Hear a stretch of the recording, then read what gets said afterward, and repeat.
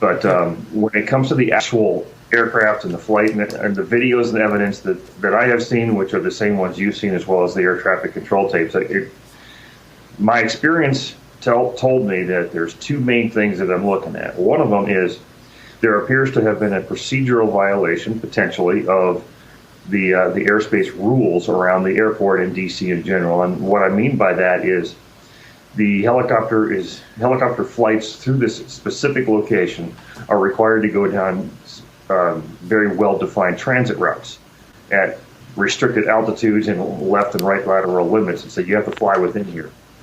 If they were above that what's called a 200-foot ceiling, which means you can't go higher than this legally, but physically you can.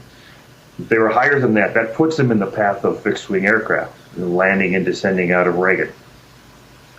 Sounds like that is very likely to have happened. And when you look at the video, you see an aircraft, a helicopter that did not change its trajectory, airspeed, anything, and ran into an aircraft that it clearly did not see for whatever reason we don't know yet. The second one being a communications error, and I can get into that in a little bit. Without speculating, it seems hard to imagine that they could not see the plane, and beyond that, there wouldn't have been enough more warning to make some sort of maneuver, evasive maneuver. Now, you are the expert, so I guess I'm laying all these things out and asking you, kind of what would have potentially been reasonable with all of those things in mind. Okay, yeah, first thing I would tell you that the night vision goggle piece is probably not relevant to the discussion as far as an explanatory factor. If they were wearing them, which I doubt, because you're not going to wear them in an area that is that well lit around in an urban environment. It tends to wash out the goggles. You can't see anything anyway. So being unaided, naked eye is usually safer.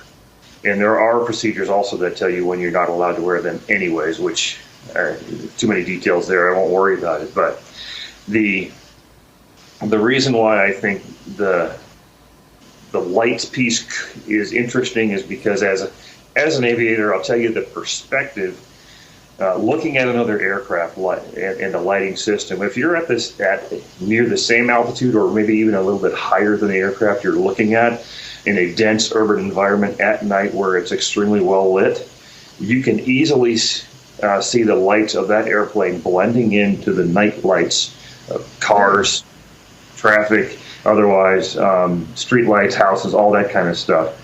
It has happened to me before, even in South Korea. I pretty much lost visibility on an entire 747 at a major airfield